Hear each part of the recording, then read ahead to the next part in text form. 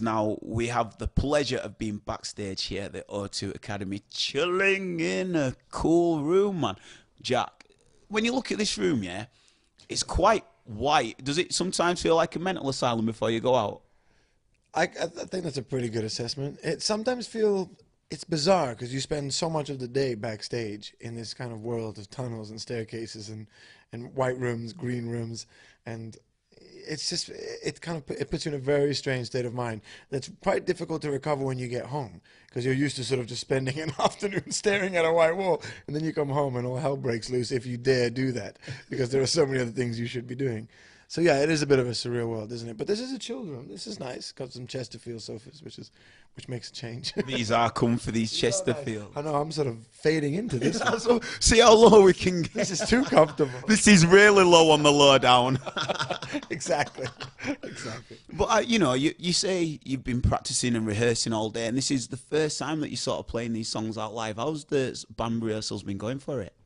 Yeah, like I was telling you before, we're pretty terrified, all of us, in a good way. Like you said, fear and excitement go hand in hand. Um, I think it's just we've been sort of touring the last album and the last few songs for so many years now. The last album was 2 years pretty much on the road, so we could do those with our eyes shut. We could do those in any state of mind, you know. Now instead with this one, we're going to have to focus. We're going to have to pay serious attention to every bit of every song. But it's fun. It's so exciting to actually play new stuff again. So that's cool. And that nervous feeling of also playing new music to people who haven't really heard it, that's quite exciting. It's been a while. I suppose what must be amazing is the fact that, when you're sort of hoarding away, coming up with these songs, to actually have the experience of then people hearing them. When you're in the studio, it's just your own baby, your own creation. So to see people singing along, how they vibe with it, that must be where the nervousness takes over and it becomes the people's.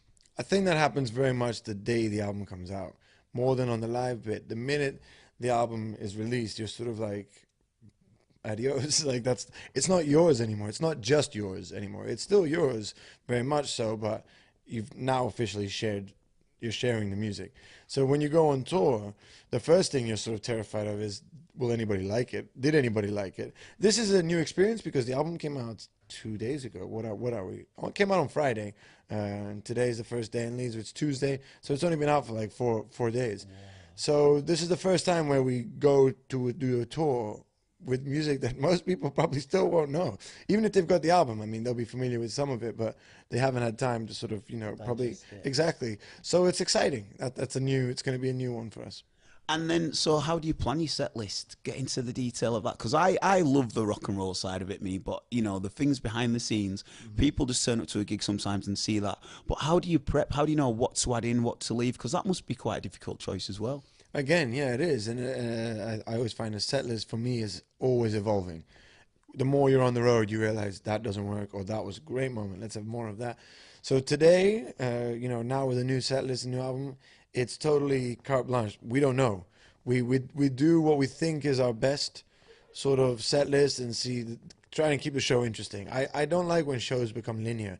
Even when I go to watch a show, I like it when it's sort of, like every day, it gives you the ups and downs. So we try to sort of give that in the space of the show.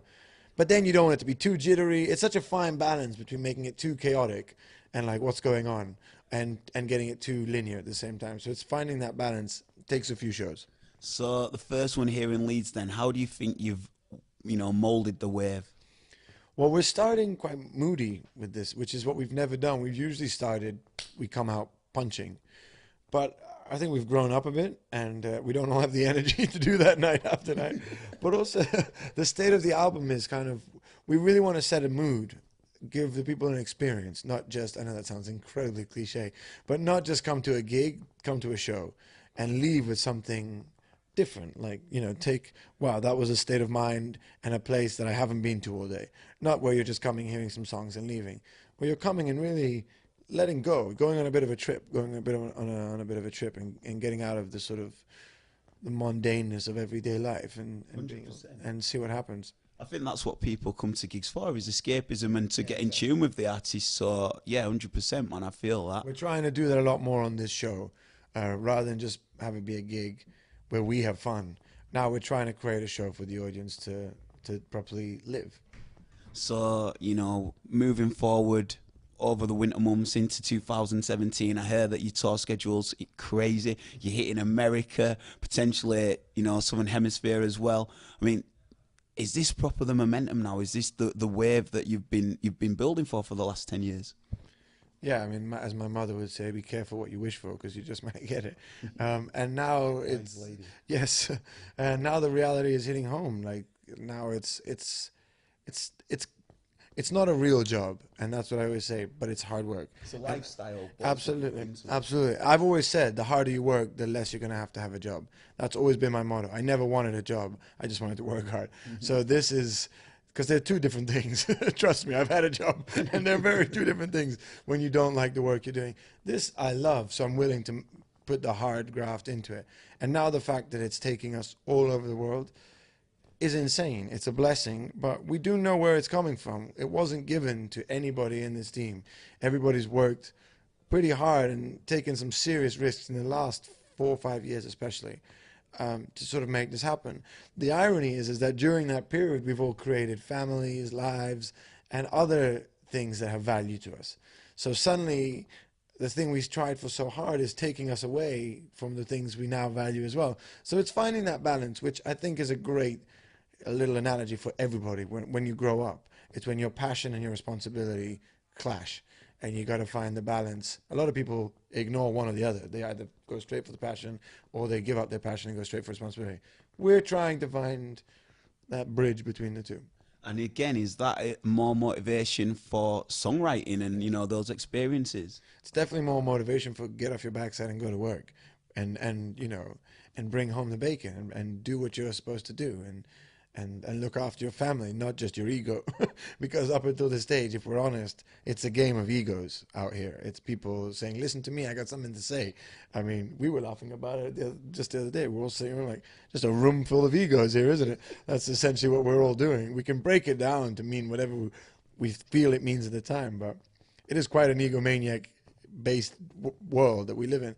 So when you start doing it and you start really doing it for somebody else, for others, it becomes great. It becomes very rewarding. But it also turns into somewhat of a sacrifice because I guess you'd rather be with them than out working for them.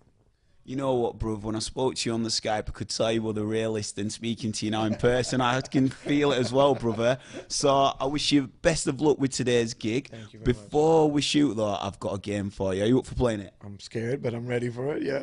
You wait there and see what I get to play with Jack. See you in a bit.